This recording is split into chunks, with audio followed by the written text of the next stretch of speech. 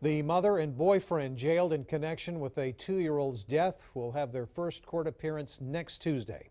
Megan Work and Michael Brant Turner face charges of tampering with evidence for burying Colton Turner in a shallow grave. They could possibly face other charges, including murder in the future. Today, a spokesperson for the Texas Department of Family and Protective Services said the agency is close to releasing its review and report of what happened to Colton Turner. The Cedar Park police chief says CPS has an active investigation into Colton's mother, but state caseworkers could not find her. We're told that Megan Work had been living out of her truck for several months. KXAN Sophia Beausoleil shows us the challenges facing CPS when it comes to working with transient parents.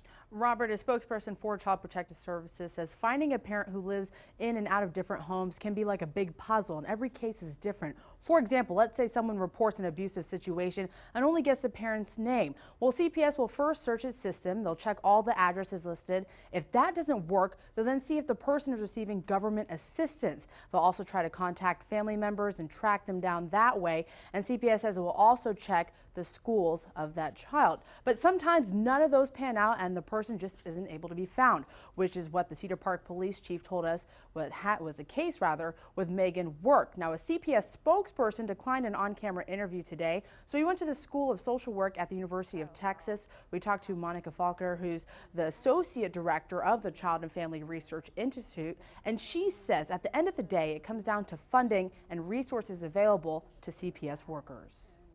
They have about 1,800 investigators who are very much underpaid.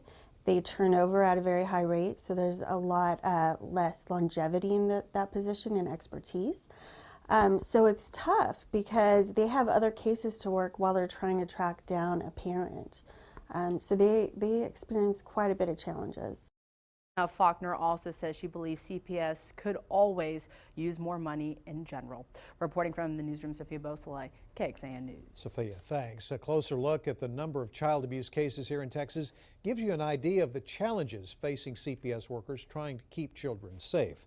In the last fiscal year, there were more than 66,000 confirmed cases of child abuse or neglect. That number is now on the rise. In that time period, more than 150 children in Texas have died from abuse or neglect.